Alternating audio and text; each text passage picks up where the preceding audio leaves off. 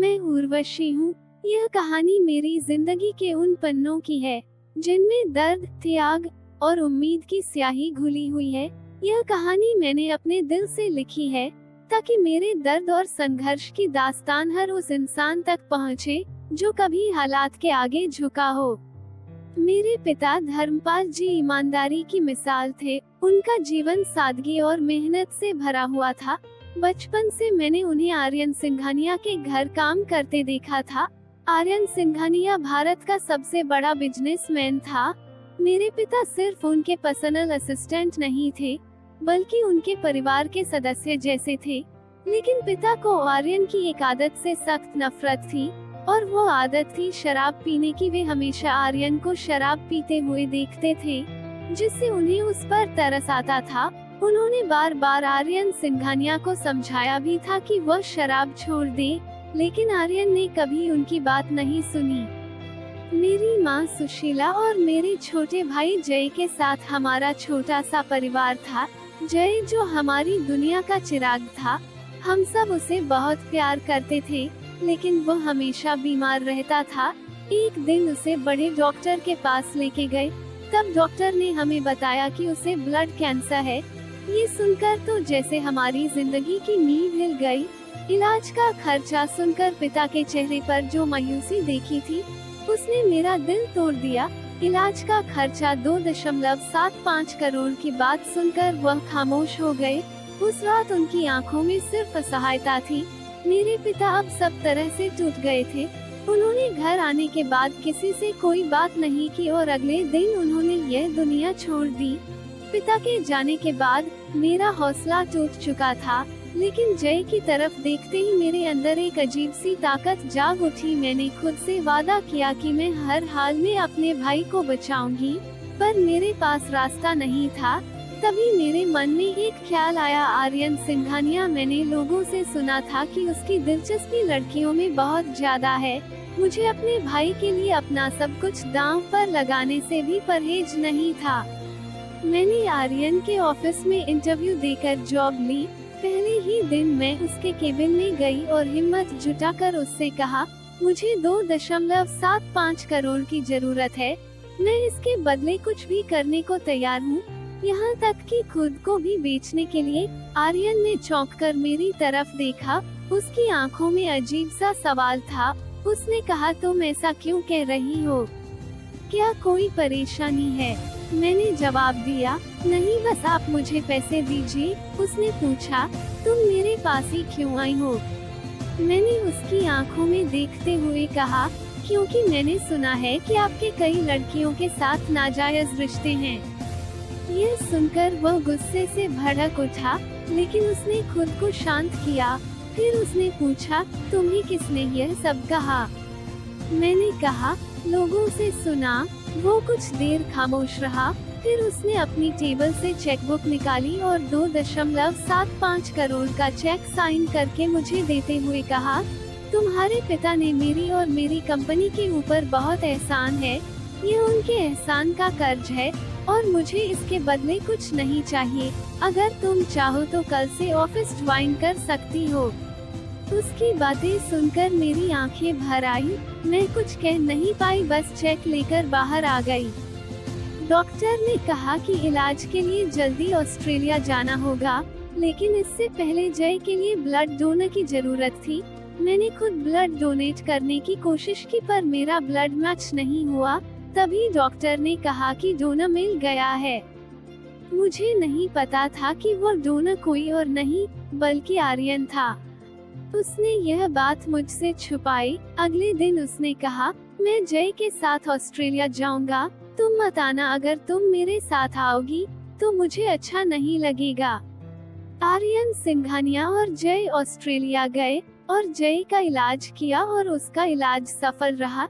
जब वो ठीक होकर लौटा तो मेरा जीवन में खुशी से भर गया।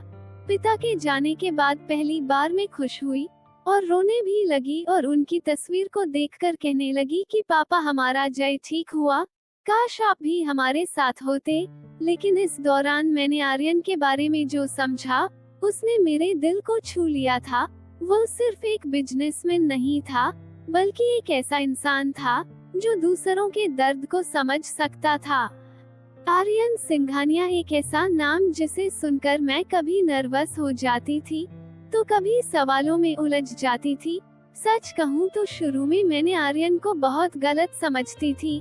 इसकी वजह थी मेरी सबसे करीबी दोस्त हीना।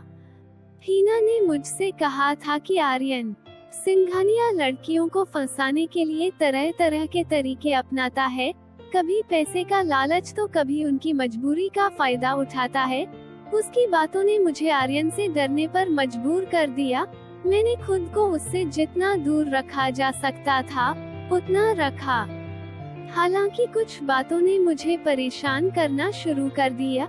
इतने दिनों में आर्यन ने कभी भी मेरे साथ बुरा बर्ताव नहीं किया। वो हमेशा सम्मान से बात करता था। मुझे समझ नहीं आ रहा था कि अगर वह इतना बुरा इंसान है तो मुझे ऐसा क्यों नहीं लगता।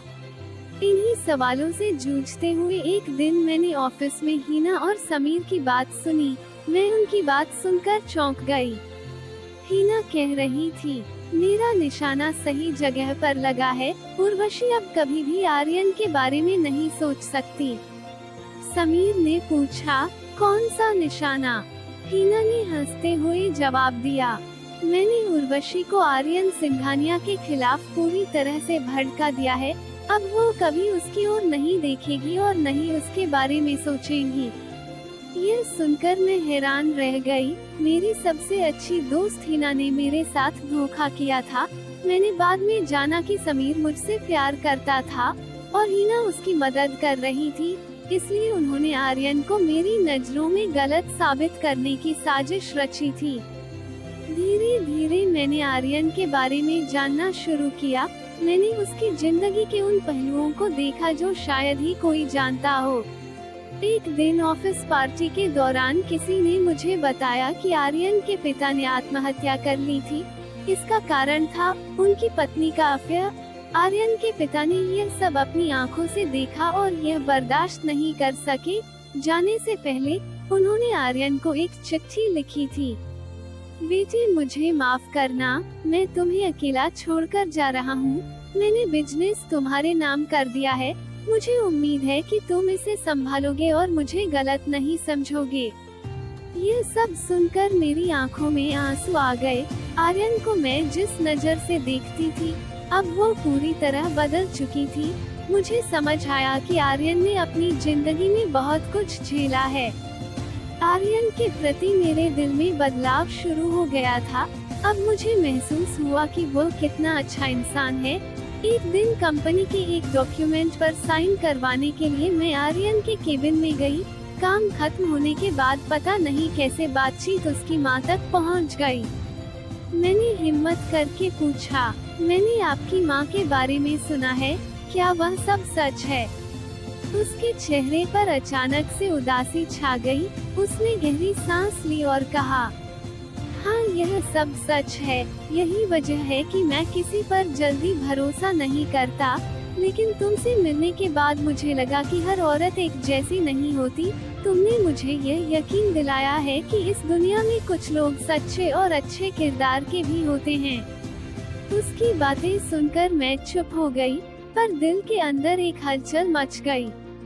आज जब मैं यह कहानी लिख रही हूँ तो मेरा दिल उसके नाम से ही धड़कता है। मैं समझ गई हूँ कि प्यार सिर्फ बाहरी दिखावे या पैसों से नहीं होता। आर्यन सिंघानिया जैसा इंसान शायद दिखने में कठोर लगता है, लेकिन उसके दिल में एक सच्चाई और गहराई है जो हर किसी को समझ नहीं आती थी। यह कहानी यहीं खत्म नहीं होती। मेरी कहानी अब आर्यन के बिना अधूरी है। मुझे नहीं पता कि हमारा रिश्ता आगे जाके क्या मोड़ लेगा, लेकिन इतना यकीन है कि आर्यन मेरे लिए बहुत खास है। अगर आप इस कहानी को लास्ट तक पढ़ रहे हैं तो याद रखें, हमेशा एक उम्मीद होती है, बस उसे ढूंढने का हौसला होना चाहिए।